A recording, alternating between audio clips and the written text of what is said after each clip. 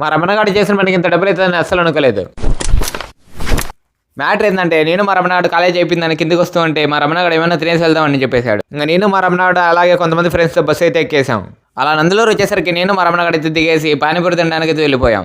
ఇంకా నేనైతే గోపి తీసుకుని మా రమణగాడు అయితే పానీపూరి అయితే తీసుకునేసాడు. ఇంకో మేమైతే తినేసి బిల్ అయితే పే చేసి మళ్ళీ రిటర్న్ బ్యాక్ వెళ్ళిపో మా రమణగాడు ఏమైనా తాగేసి వెళ్దాం రా అని చెప్పేశాడు. మేమైతే బస్ స్టాండ్లో యాసన్ జ్యూస్ సెంటర్కి అయితే వెళ్ళిపోయాం. ఇక్కడైతే మనకు చాలా రకాలైన జ్యూసెస్ అవైలబుల్గా ఉన్నాయి. ఇంకా మా రమణగాడితో ఆ బోర్డు చూసేసి ఐస్ వాళ్ళు ఉన్న ప్రీమియం సెక్స్ అయితే చెప్పేశాడు. ఇంకా మేము చెప్పిన కొద్దిసేపటికి వాళ్ళైతే ప్రీమియం సెక్స్ని అయితే తయారు చేసి మాకైతే ఇచ్చేశారు. మేమైతే పెద్ద క్లాసులు ఇస్తారనుకుంటే వీళ్ళేమో చిన్న క్లాసులు అయితే ఇచ్చేశారు. అరే ఏంట్రా ఇది? ఇంకా మేమైతే దాన్ని తాగేసరికి టేస్ట్ వేరే లెవెల్గా ఉంది.